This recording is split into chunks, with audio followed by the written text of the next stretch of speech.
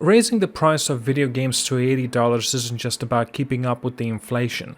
It could start a trend that harms the entire industry. The issues it goes beyond money, right? It touches on the gaming culture, creative risks, and the accessibility that once made gaming a hobby for everyone.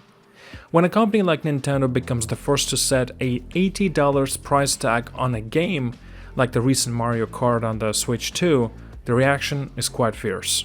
The online response is strong because research and content creation online often traps us in the echo chambers. Algorithms and constant feedback loops mean many of us see the same opinions repeatedly. Even fans who normally support Nintendo are now voicing strong criticism. This anger isn't just about dollars or euros. It shows that many gamers are worried about losing the affordability in entry point that made gaming accessible in the past. My concern is not limited to the $80 price tag or 80 euros in my case. I worry that this could lead to even higher prices. $90, well, as if we have not already seen that with the physical titles, $100 and of course $120 for of this kind of like new releases in the future. Imagine a big title like Elder Scrolls 6 following the same path. Rising costs might force studios to cut corners, leading to more failed games, studio shutdowns, and more gamers who either stop buying games or turn to piracy. Yeah, one of the hardest hits from this trend is the loss of low-cost gaming options. There was a time when gamers could easily pick up an older or discounted title without spending too much money. Right? There are affordable options that allow people to explore and enjoy different kind of game series. Today, even big discounts of an $80 price tag of a game do little to lower the barrier to the entry. This means that new or younger gamers may have to rely mostly on free-to-play games, which often use microtransactions instead of offering deep stories or creative gameplay. Higher game prices create bigger expectations. Game developers now must deliver experiences that match these higher costs. This pressure can make studios less willing to try new ideas. With longer development times and huge marketing budgets, even well-known franchises, for an example like Final Fantasy, struggles to excite fans enough to justify their prices.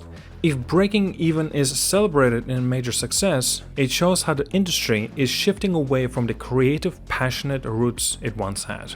The problem is not only about game prices. Modern gaming systems, as an example PlayStation 5 or the Nintendo Switch 2, are already quite expensive. When you pay hundreds of dollars for a console that even have to buy games starting of an $80 price tag, plus of an addition costs towards the DLC, season passes, or the microtransactions, the total cost can quickly exceed $100. Many gamers might end up with only pirating versions or free-to-play games, because they just can't afford these rising prices. My worry about rising prices are also personal. I grew up where games' value wasn't measured by how much it costs, but by how much joy and excitement it brought. Back then, even lower priced games could open up a whole world of adventure and creativity. And now, $80 price tag games become the standard. I fear that many potential players will be turned off by the high costs. This isn't just about having less money, it's about preserving an environment where creative and daring ideas could still thrive. If prices keep increasing, I believe we will soon see a clear shift in consumer behavior. Many people may begin to buy fewer full-price games, and instead of wait for the heavy discounts. Alternatively, they might just turn to piracy or free alternatives, or in fact even different platforms, such as the best option right now, and perhaps in the future, is the PC option, because there's a big competition on the platforms of stores. This means that the prices of games are going to be free. And on top of that, piracy is far more accessible on that platform. This shift could force companies to rely on flashy marketings and massive budgets rather than true innovation.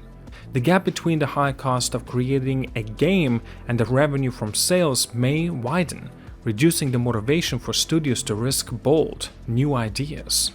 In the end, this could result in fewer original games and more safe, repetitive titles that don't push the boundaries of storytelling and gameplay. I'm not against progress or new technology. I still look forward to innovative games and amazing stories. However, I worry that high prices will push creative developers aside and make gaming less welcoming. I invite everyone to share their thoughts, of course, if you see the situation differently or have ideas of how the industry can adjust without losing its creative spark. Please do let me know. You know, moving to $80 price tag on a video game is more than just a change in numbers. It represents a crucial turning point for the gaming industry. It risks driving out fans, limiting creativity, and altering the economic foundation of the gaming. We need to consider whether chasing higher profits is worth the potential long-term harm to a culture built on accessible, creative, and affordable entertainment. And personally for me, like mentioned already, PC is the best option. You can pirate the games there, and the games in general are, well, cheaper because there is a competition. If the games are going to continue on as they do now, with $80 price tag to $90 price tag, and only if you're going to be purchasing these games on specific platforms such as Nintendo Switch 2, PlayStation 5 or PlayStation 6 in the future, the next follow-up of an Xbox, because they only have one store, this means they have no competition, and they can inflate these prices to however much they want. And in this case, they'll have a justifiability of increasing the prices since everyone thinks that $80 price tag is a standard point. It makes sense and it should be that from now on. I don't agree with this decision, and instead, being that I'm a big fan of PlayStation, this just might actually push me away from the console.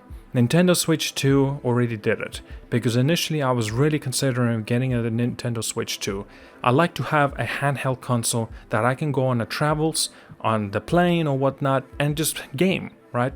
Burn the time while I'm on a plane, as an example. Or just, it's a nice addition, I believe so anyway. But yet now with this price tag and on top of that the game costs, no, it's not worth it. It's a very concerning future that is not exactly certain. But I do look forward to your thoughtful conversations on how we can preserve the spirit of the gaming and price rise. But nevertheless, thank you so much for watching, like and subscribe. I'll see you guys all and have a wonderful day.